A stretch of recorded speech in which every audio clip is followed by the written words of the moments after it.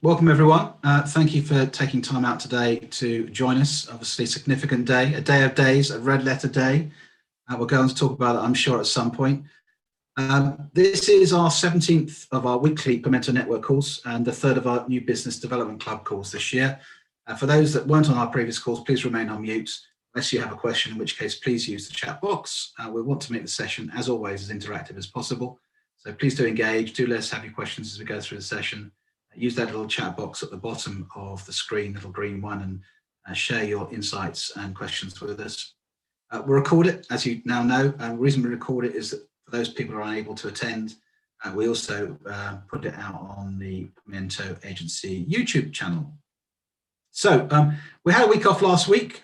Isabel and I moved, and together with Pimento, we've now moved to the not so sunny Cotswolds at the Pimento Farm. Isabel is opening the Pimento Farm Shop as we speak, and will be a range of locally produced goods from local producers, all based here in Oxfordshire. Actually, no, we're not actually doing any of that. That's another show, isn't it?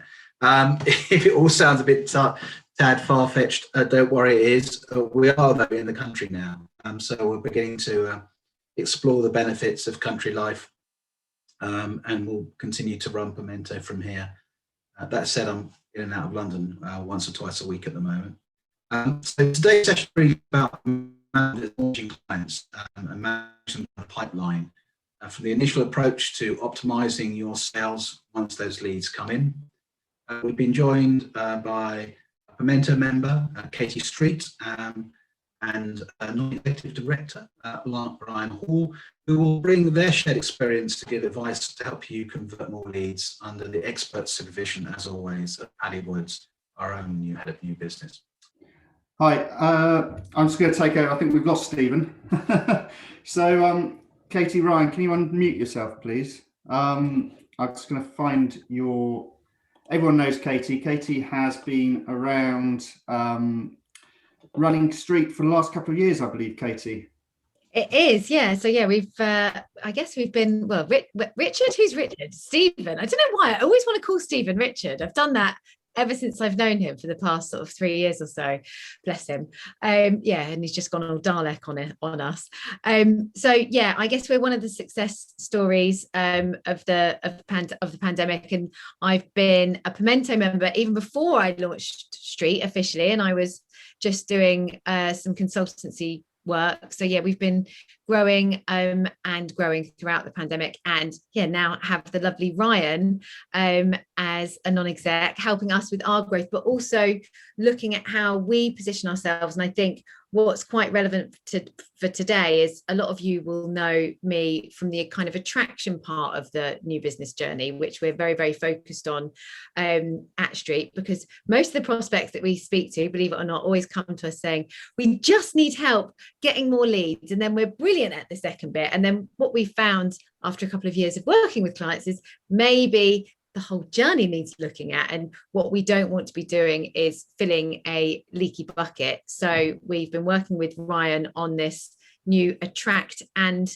win journey that we're introducing. So we're still very much focused on helping agencies build an engaged audience of leads and attracting opportunities, developing those opportunities, but also helping on the conversion of those opportunities and how we can help agencies convert and win more, you know, pitches and RFPs or whatever that might be in terms of process. So yeah, it was good timing, really. Fantastic. And I'll just do a quick intro, Ryan. Ryan is, I'm just reading his bio from my other screen, so if I'm looking over here, sorry, this was Stephen's job. He's Ryan's Chief Growth Officer at the Zeitgeist, works with businesses to help them understand their values and their growths. Katie, you've done a great intro. Ryan works closely with creative and service-based businesses to provide content and support that defines a clear value proposition, developing into a comprehensive and modern approach to a go-to-market strategy. He most recently founded a niche luxury perfume brand, Vaunt. Is that pronounced right? Yep. Perfect. Which was a pivot point for the creation of his latest venture, Hoo Ha, which is a disruptor in the perfume retailer and perfume subscriptions market. Prior to this, Ryan co-founded creative agency Nice in 2009, which was acquired by Karmarama sometime in 2015, was it? Yep. I got that right. And then they again subsequently sold that to Accenture, where Ryan led the creative products business. Clients included Channel 4, Deutsche Bank, OSN, M&S Bank, Eurostar, News UK, and UBS. He's named in both the Drum's Digerati list and Mobile 50, celebrating the most influential people in the mobile industry today. And alongside this, NICE was awarded top 10 agency status in the Drum's digital census, noticed as ones to watch and by e-consultancy. So it's a fantastic panel. So great to have you involved.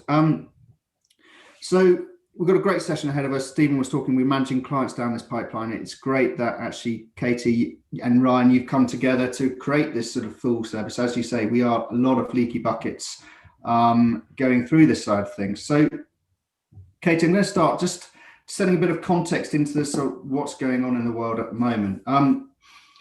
In the selling side of things, agencies often sell about who they are, not what the challenge their clients are facing or what the problems they're there to do, and what the problem, how they solve clients' problems. And we're talking about this the other day about sort of the role of consultative selling. So in your own time, what your own words, what is it?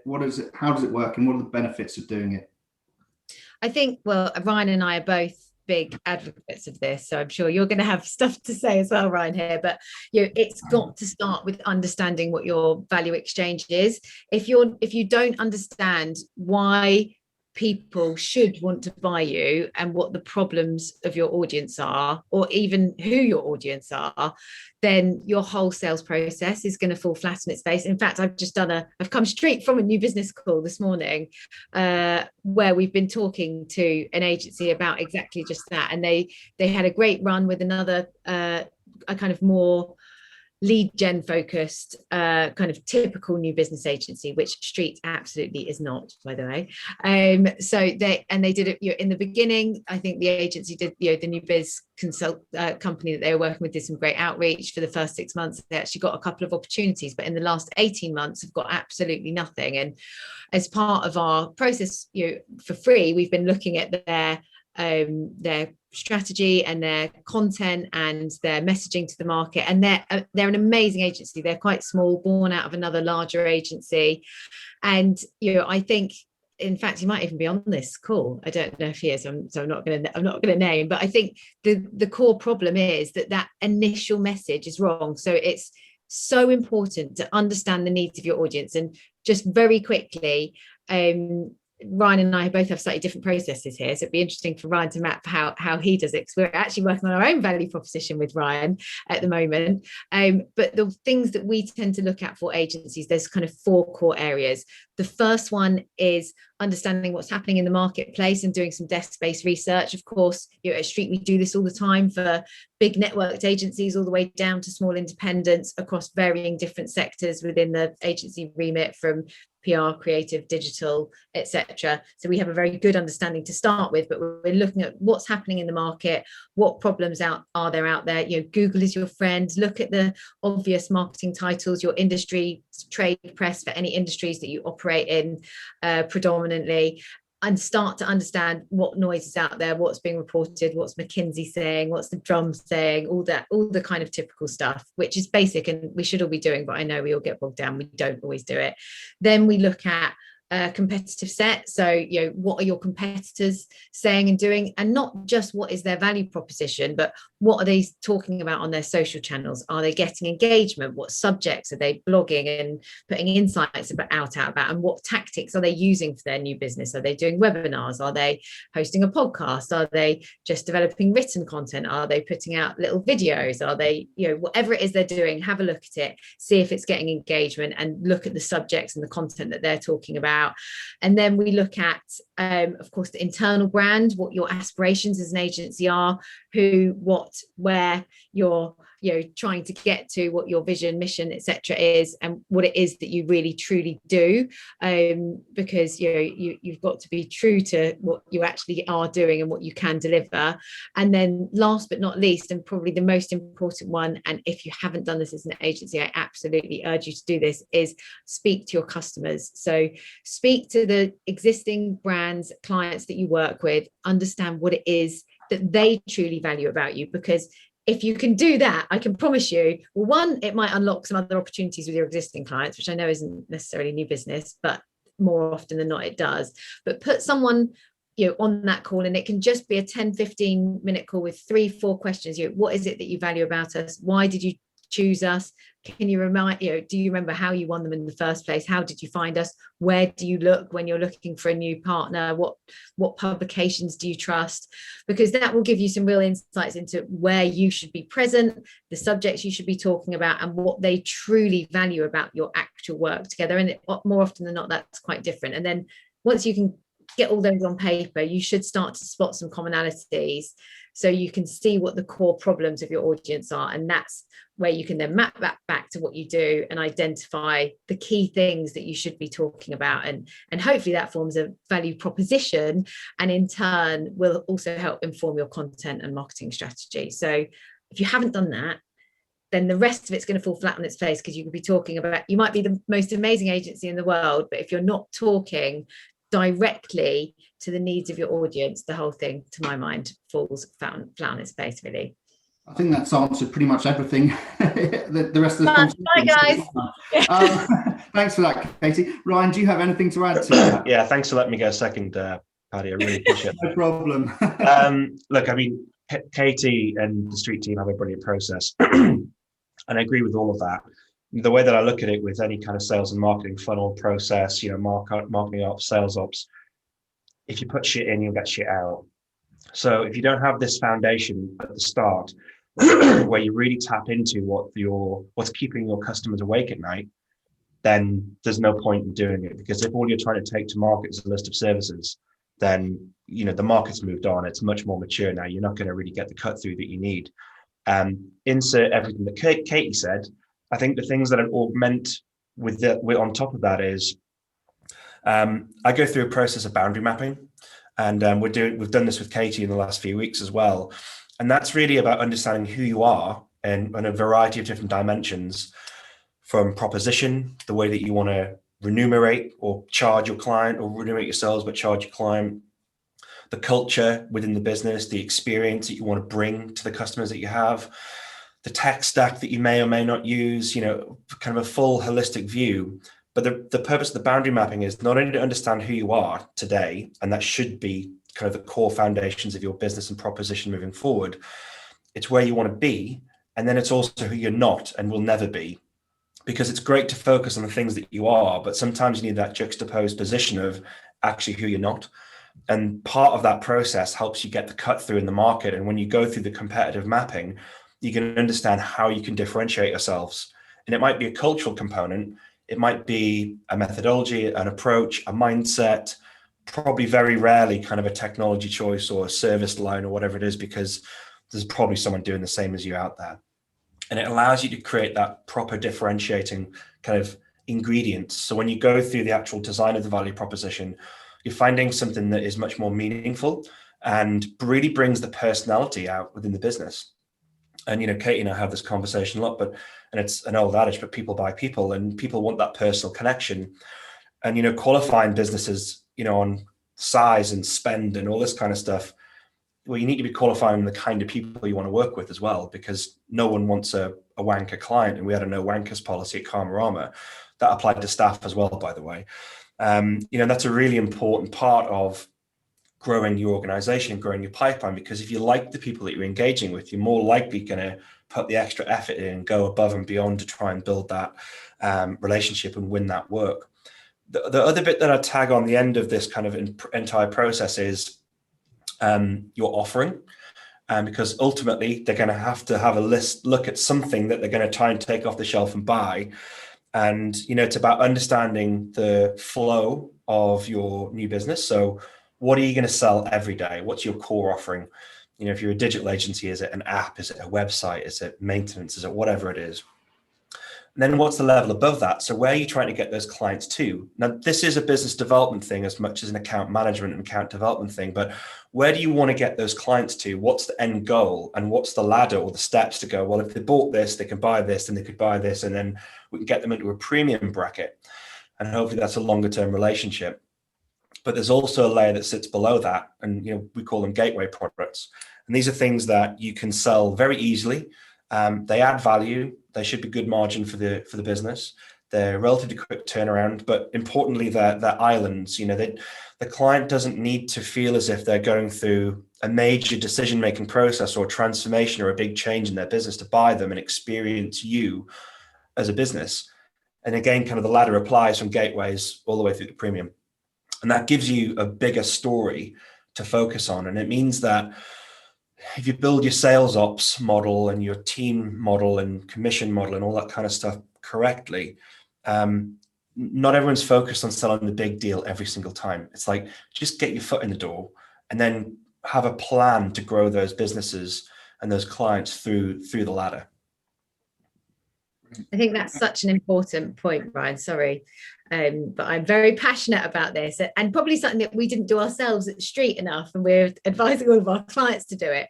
But there's almost how I frame this with clients often is there's three really important types of content or things that you need to have in your new business plan. And one is the insightful content. Any of you that listen to my podcast or webinar, and I know there's a few of you because I've had some emails this morning to say see you at 11, so hi. I talk a lot about solving, not selling. So make sure that you've got insightful content that is purely thought leadership, really talking about the issues at hand and the problems and providing solutions, and that might be ways of working, that might be a thought on a specific subject, whatever it might be, but a piece of content or something. It could be a video, it could be a written piece, whatever, that truly is helping your audience. So that helps to start pull people in. Then prove it. So show all that stuff we talk about in our insights. We can do that, and we've done it for this client, and look at the impact we had. So prove that you can do it. And then the third one, which I guess is kind of what Ryan's saying, but is have something up your sleeve that's really easy for people to buy. Now, some of our clients do things for free, which is amazing. Not all clients want to do that. Some of them have things that are packaged up that are really easy to buy. There might be a suite of things, 5, 10, 15, 50 grand, whatever they are, but are packaged up and really easy, because what you want to be able to do in your outreach program and or your new business is make it easy for people to buy you. So make them understand why they need you with your insights, and think of you as a thought leader, fame yourself, in that regard. Prove that you can do it, and then make it really easy for them to have a go at working with you, rather than, like you say, and I think this is, when I first started in new business in quite similar agencies to Ryan to a certain degree, like big, large scale digital agencies where we were winning, huge, often, between 250k and £2 million projects. It doesn't, you're going to be lucky at the scale that it was 5-10 years ago, where there was lots of digital transformation happening. Not saying that isn't still happening, of course it is, but to always get those big projects. And if you work in creative or PR, similar kind of things, not always about that big retainer or whatever it might be. You've got to have other things that people can, like you say, test out working with you in, and are easy to buy, rather than a big long process that takes forever. Because one, you've got to be lucky in terms of time, that I just don't think there's as many of those out there as there were 5, 10, 15 years ago. But two, why wouldn't you? Because you want people to, you want to diversify your portfolio. So I think in terms of your sales structure, that's a really important consideration. Yeah, brilliant. Thank you, guys. That was longer than I expected in the answer, but that was Sorry. really useful. And actually, someone just said it is great content, so thank you. Going back to the content side of things, you talked about sort of how do agencies really, you've gone through this process and they're developing their content, but how do you really develop that sort of thought leadership that's going to differentiate you from, I think one of your previous podcasts, you're talking about sort of they're getting 100 clients, getting 100 reach outs a week from agencies. How do you really differentiate your content so that you stand out and are true to what you are? You've developed the backbone to your agency. I'm going to pass it to Ryan or Katie. Yeah, I mean, it starts with the value prop, hey, Ryan. I mean, as I said, I mean, you've got this kind of fundamental piece of foundation that, needs to sit inside of everything that you're going to talk about or present or sell or whatever it may be. Part of the value proposition process is about identifying these themes. So bigger themes that that you can surround messaging with, you can talk about, you can get into the detail of. and really pick apart the problems that the clients have and just lay those out for them to understand. I think the bit that I'd always augment within this is the enablers. So, I've got a mantra of like, don't sell, because I think selling is actually the worst way to kind of close deals and build revenue. So the idea of just suggesting that here's a problem and these are the ways that you go about solving it, which would be the enablers that your individual agency would have, are the key building blocks for actually building this messaging.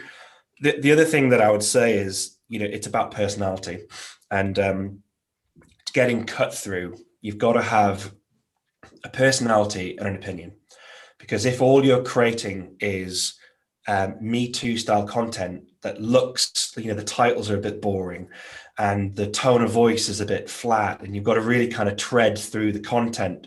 It may be brilliant content, but if it's hard to read and you don't get that sense that you're like listening to someone tell you the story, storytelling is a big part of it, then I think you're setting yourself out to fail. And that could be, down to the atomized assets on an Instagram square or a tweet or whatever it may be, all the way up to kind of the bigger, longer form content, be it the way that you present yourself in a webinar, whether you present yourself in thought leadership. I think that personality is the glue that's got to hold everything together for you. And again, kind of come back to the people by people thing. You want to get a sense of what these people are like, rather than just like another business that's going to deliver something to you and maybe solve you a problem, but you're not very memorable. And, I think that being memorable is really important. And I guess the bit that I'd wash over the top of that is the way that you look and feel, whether your brand looks, are you contemporary? Do you really feel like the brand look and feel brings your tone of voice and your proposition together? It's a holistic package. It's very important, and it's very kind of subjective at the same time. But again, that comes down to like who you're trying to talk to, and even the cultural of the people that you're trying to talk to. What kind of sectors and what's their tone of voice going to look like, and trying to bring this like two sides of the ladder together so you can join it all up.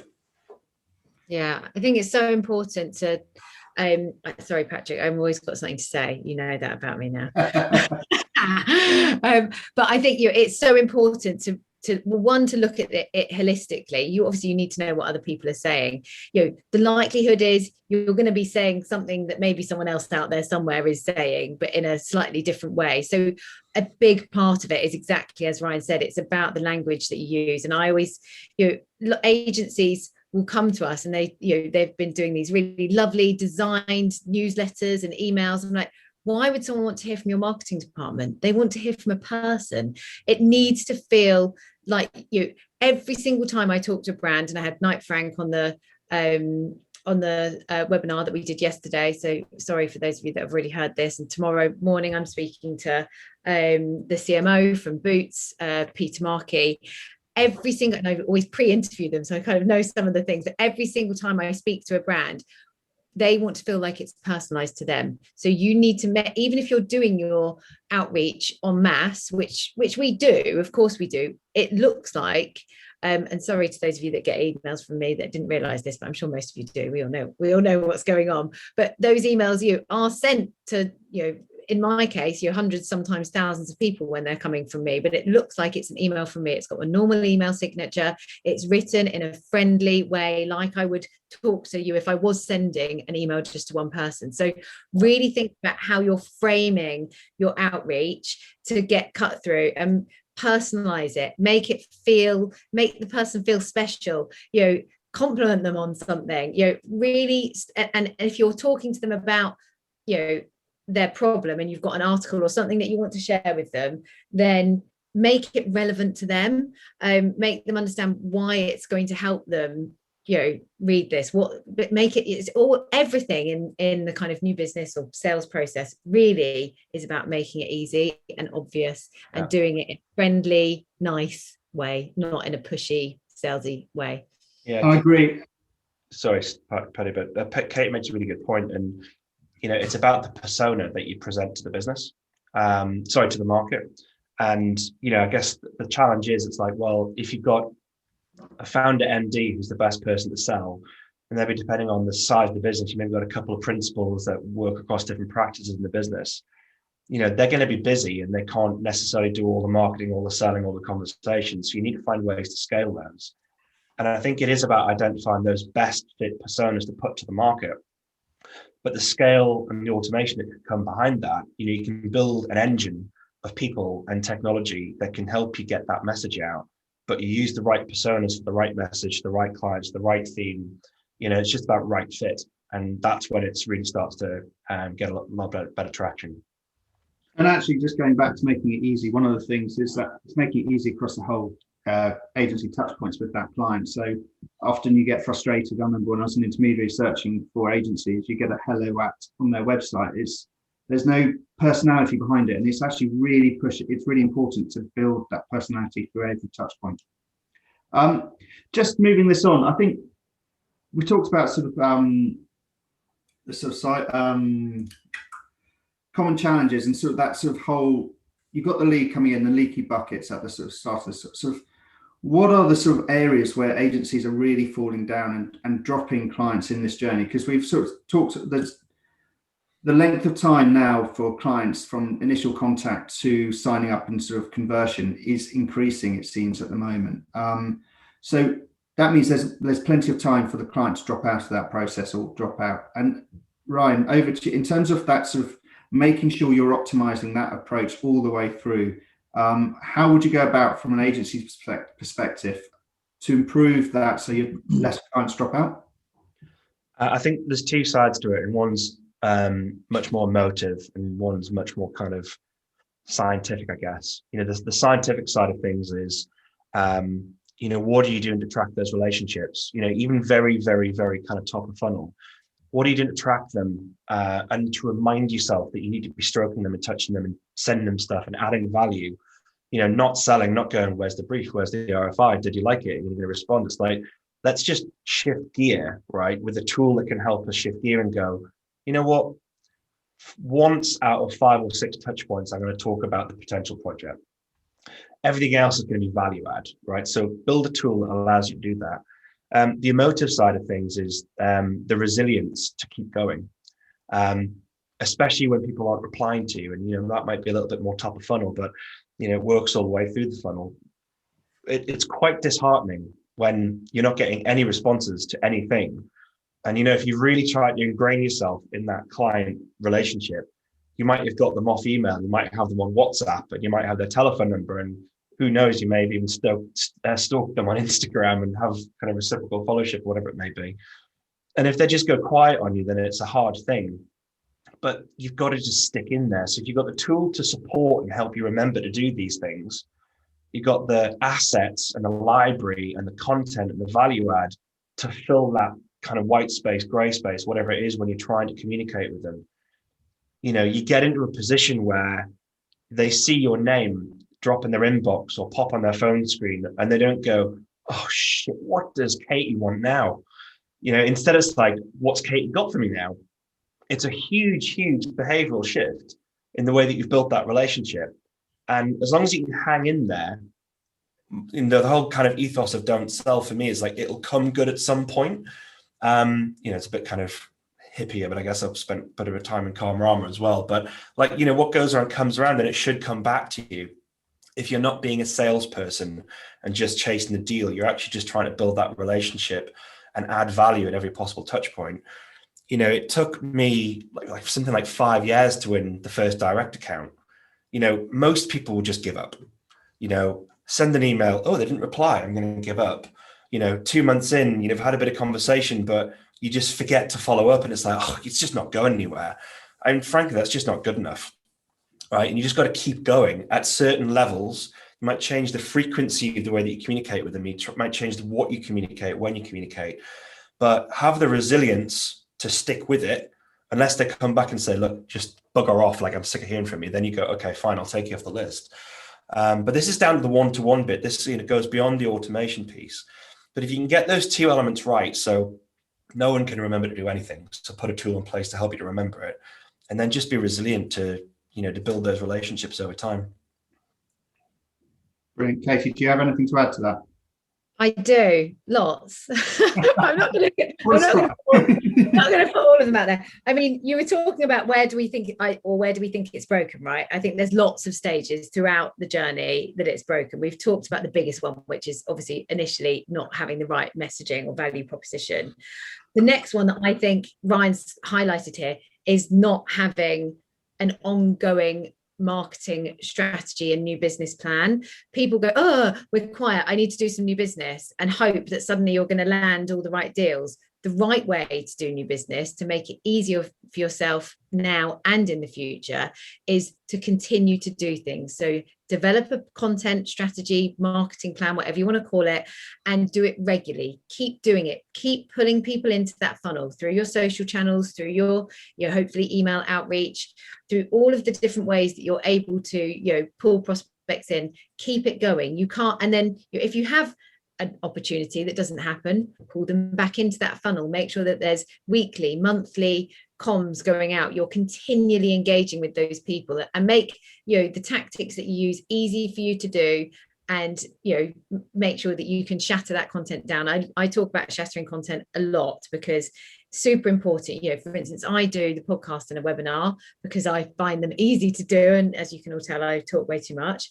I do have loads of people working really hard in the background, briefing people and organizing it all, so I just have to rock up and talk to people for an hour. But that content, for me, doing that for 1 hour, let's pretend that there's not loads of other stuff happening behind me to make it all happen, but that 1 hour, yes, it goes live, but like Stephen was saying earlier about this, it then goes onto YouTube. We then make 5 or 6 different social posts out of that. So we'll have video posts, we'll have something that we're seeing is working really well at the moment for our clients are those really nice value posts, which are slide shares that as you scroll through, they're giving you more and more value. You'll have all seen them on Instagram. So we'll develop those with kind of the key points from the webinar or the podcast that will help people, that obviously then points them to the full episode. We'll be doing shorter, maybe 10-minute clips that we can then put onto YouTube that kind of pulls out a specific discussion point. So we're always thinking, and then we'll write it up and put it on the website. So we're always thinking about different ways we can get the most value out of our content. So make sure that you've got a plan and you've got continuous content going out that you can utilize to prospect, and those 3 types of content that I spoke about earlier. Make sure you've got all 3 of those in your plan. So that's the first thing. Make sure it's ongoing. The other thing, and there's kind of various different areas in the journey where it can get broken, but these are just the kind of most popular ones that I see, is agencies often don't listen enough in those early stages when they're talking to clients. It's so tempting, and I have done this as a new biz director, and I'm sure you probably have, Ryan. You get very passionate about the agency that you're working for, that you own, and you just want to tell them how amazing you are. Use that first chemistry meeting to listen. If you do that, if you change your objective for that meeting to not showing off, to just listening, fact finding, and playing things back, they'll feel really considered. You'll have learned a lot more than maybe what was in their brief if you've received a brief from them. Use that session to ask questions and really dig deeper into the problem so that the rest of the consultative sell is improved. And then Ryan's talked about consultative selling, so I won't go into that point, but my other point, which massively increases your likelihood of winning, and in fact Blair Enns speaks about this a lot, is break the process. If they're saying you have to do this on this date, we want a presentation where you've got 5 minutes at the beginning about this, your creds, 10 minutes about this, say to them, actually, we think it'd be better if we did this, or you haven't asked, you haven't put in for a meeting beforehand, would it be possible for me to have a call with you? Break the process at every given opportunity. Ask for calls where they haven't offered them. I mean, don't just have calls for the sake of having calls, but try and add that value, and think about how you can break the process to your benefit. And some of the best pitches that I've done is when we have disagreed to follow the format of the actual pitch and said, do you know what, we want to do a workshop or something that's going to be, we're still going to play back and come to you with answer the brief, but actually we want to give you something of value, so we're going to do a mini little workshop that will show you what it will be like to work with us.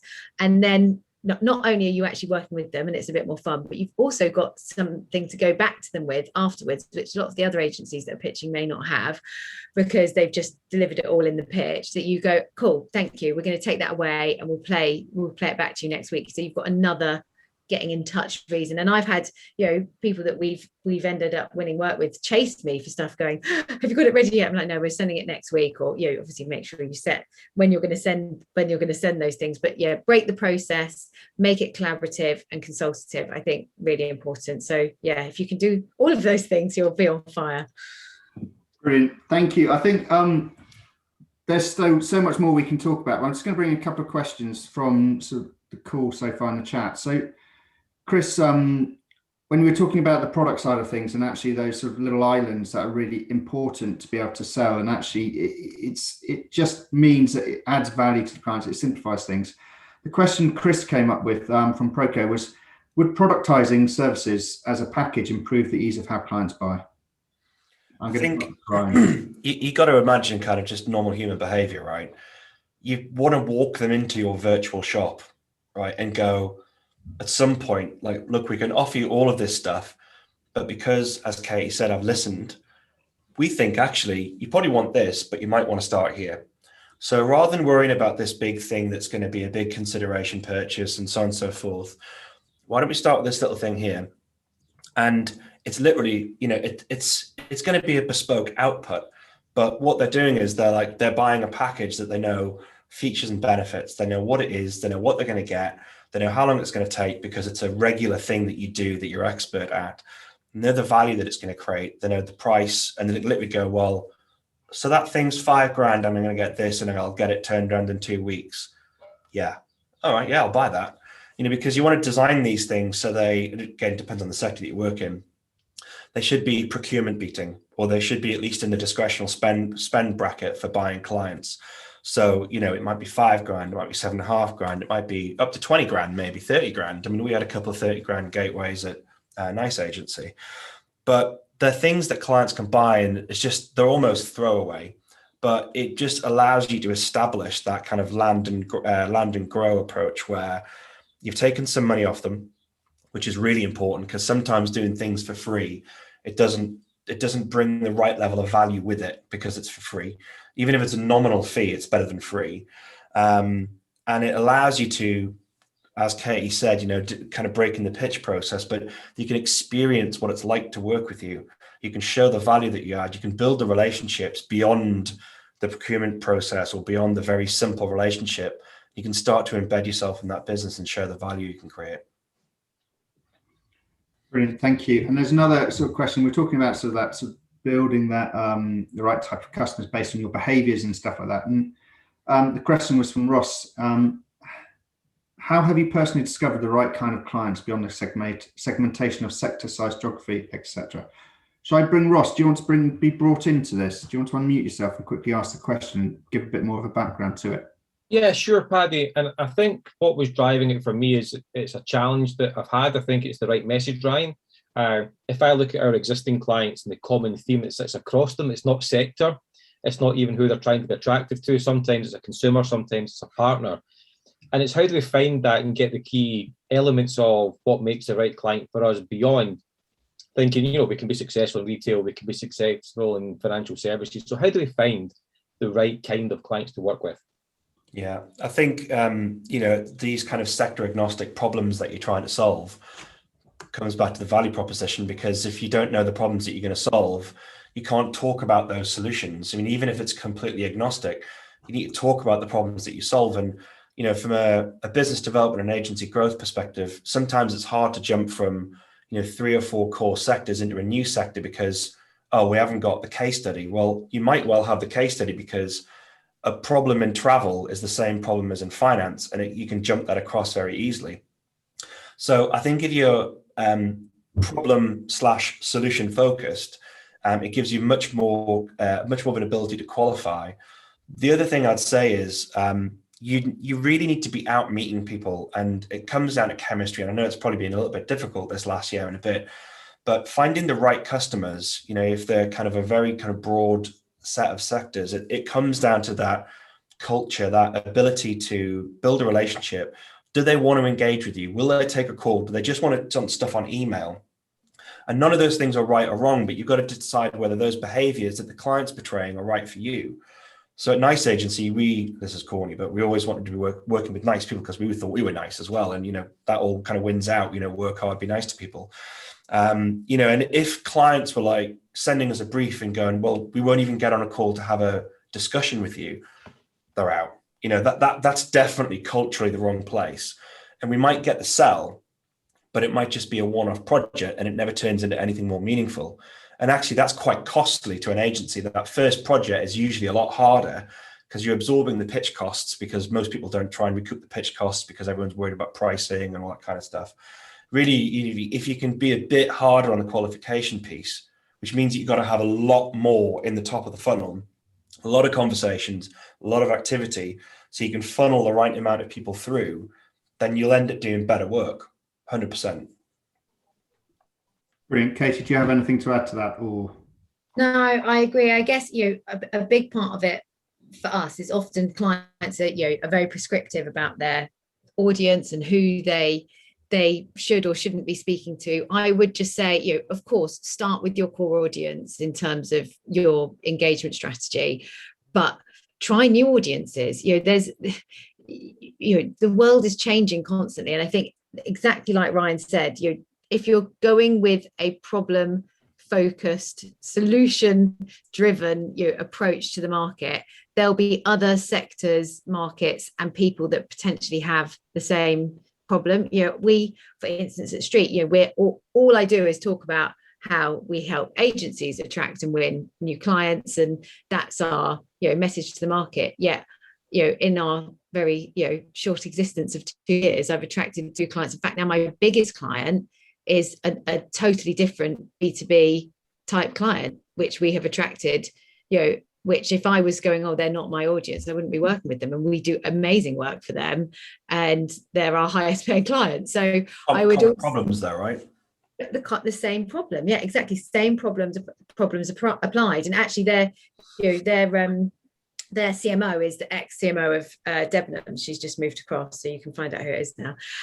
So she just moved across, and she said we're the best agency she's ever worked with. They wouldn't be getting that service, and I wouldn't be giving them that service if I didn't diversify a little bit. So I think also be open. The world's been flipped on its head. Be open to your problem helping other people and being flexible, because I think that can only be a good thing, right? If you truly want to grow as a business, you've got to be up for adapting and also flexible.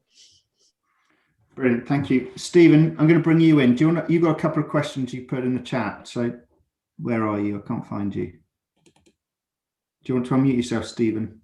I'm here. Sorry about earlier on. That's the benefits of living in the country. I had to switch Wi-Fi halfway, so I didn't even know how far I got, but I was burbling on. It was really general questions. I mean, I think the thing to remember about the network is we are a network, and one of the things that I think you get from the network that you can really leverage and help you in your new business is to activate and develop relationships with like-minded agencies who you like to collaborate with, who offer different skill sets to your own, that can round out your proposition to clients and make you more valuable to your clients.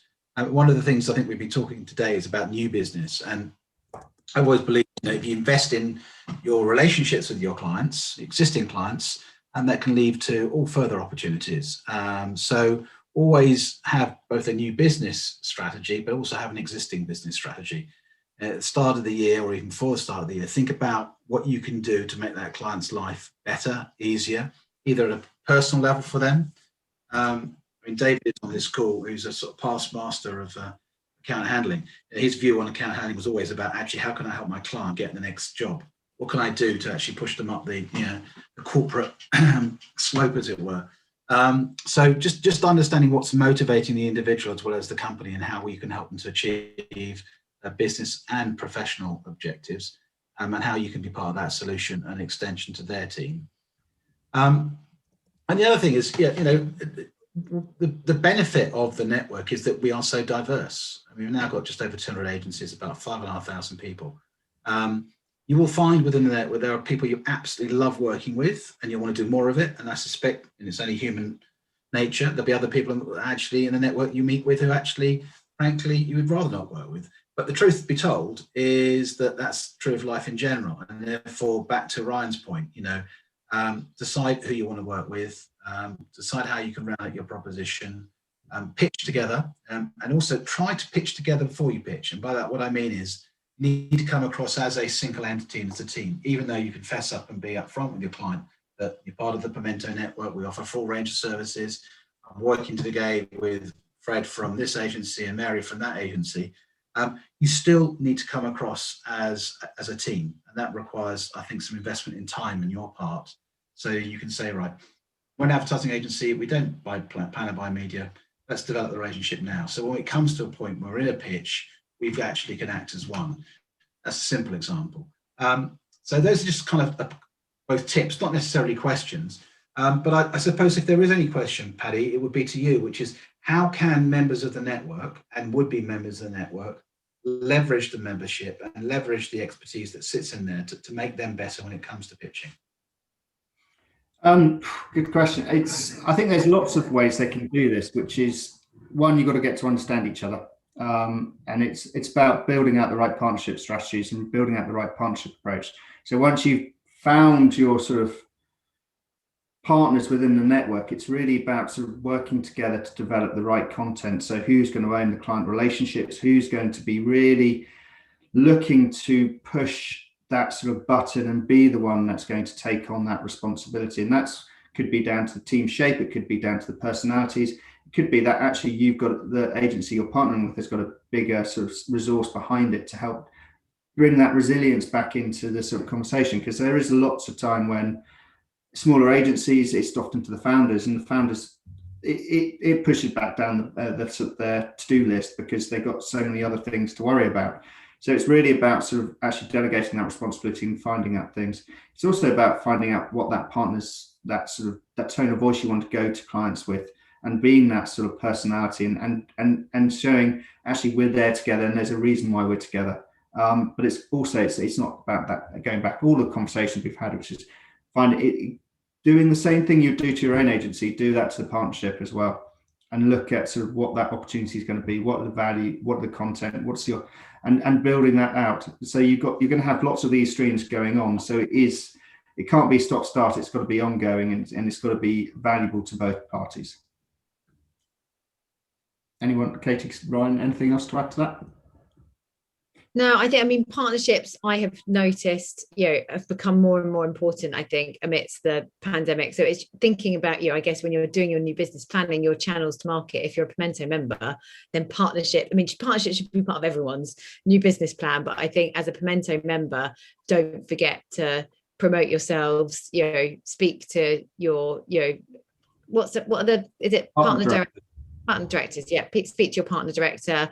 You understand where you may have gaps. When we were speaking to a potential new client yesterday for Street, and they've got a massive gap in their kind of strategy piece. They produced the most amazing adverts and content, and they have tried a couple of of relationships that's maybe not worked, but they're potentially losing business because of it. So if you can spot that there's a trend because there's a service that you don't do that you keep getting beaten on because someone else does have it, then fill that gap. I mean, that's obvious, but also look at tech partnerships. So we're a growing agency. I can use myself as an example here. We started having one tech partner. We're now growing that because we can see that there's a gap for us. We don't want to force people into one technology. So we're having various tech partners. And then as well as having that, that's other sales opportunities because they're going to help promote us. They're going to work with on a marketing strategy with us separately. So, look at the tech partners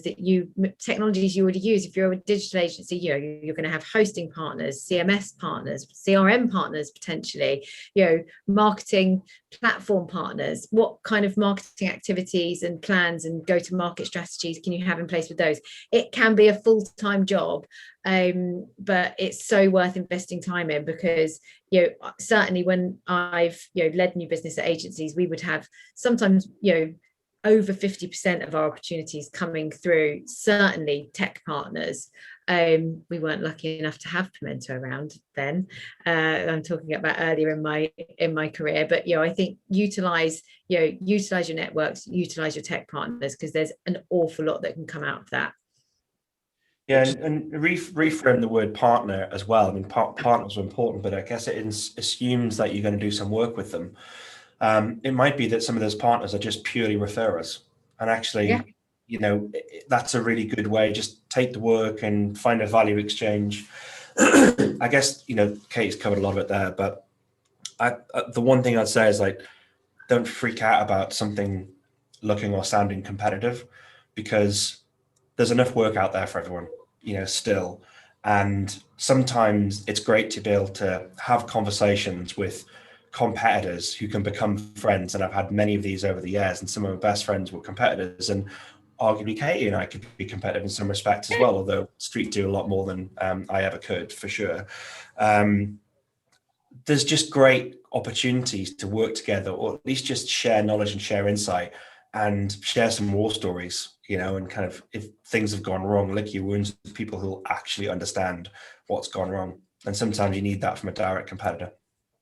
I think that's a really good point. And it goes further than just partnerships as well, is don't be afraid to share your secret sauce, whether that's with a peer. I mean, I'm launching another business with Jodie Osman and Richard McHardy, who both run similar businesses to Street to a certain extent. Again, they're both different, but they do run a very similar business. We're launching Tamba, the agency new business academy, which of course Pimento is involved with, and we'll be sharing lots more on Tamba with all of you guys. But you know, the point is, they're now business partners of mine, and I've learned from them. I've been introduced to new tech partners and platforms through them. I've grown as a person. Anyone who listens to any of our content, I'm never afraid to tell people everything that we do and how we do it, because the likelihood is they're not going to be able to do it themselves. I think agencies have sometimes, not all of you, so I'm not saying that you're doing this, but are scared to give away their secrets or their process, or because they think they're going to give away too much, and therefore, you know, the client's just going to go and do it without them, which sometimes might happen, but more often than not, they haven't got the time, the capabilities, the people to do it. So just from every aspect of your new business approach, partnerships, your marketing content, everything, don't be afraid to just give as much as you can, I would say. The client's going to pick who they want. Doesn't matter what you do. And that comes back down to the qualification, the personality, you know, and they're going to work with people they want to work with at the end of the day. Brilliant. There's a couple of points I just want to add to that. First of all, on the competitive bit, I totally endorse exactly what Ryan and Katie said there, which is actually, certainly within Pimento, there's obviously clearly going to be areas where you overlap with other people. But I've always taken the view that actually you should collaborate with your nearest competitors on the basis that, one, you won't be able to handle all the projects you've got. There'll be times when you actually need to outsource, or you can refer with confidence to somebody you actually developed a relationship with and still derive a referral fee. And likewise too, back the other way. One of the things we've deliberately done with Pimento is to have different price points. So you have agencies that have got 250 people with a massive overhead, and therefore their price proposition is going to be higher than to an agency that has half a dozen people. And therefore it's important for all of our clients, we've got the ability to be able to match the skill sets and the budget to the client. So that's one thing to say. The other thing, and this is a big area where your partner directors can help you, and that is that when you get a pitch brief or you get listed on a brief, take the chance and time to call your PD, talk through the brief with them, and get a point of view on if there's other resources in the network or specialists or research or insight that you can actually use from Pimento. Don't forget, for example, with Savanta and others, you get lots of free insight to bring your pitch to life, help you actually differentiate your pitch from other agencies.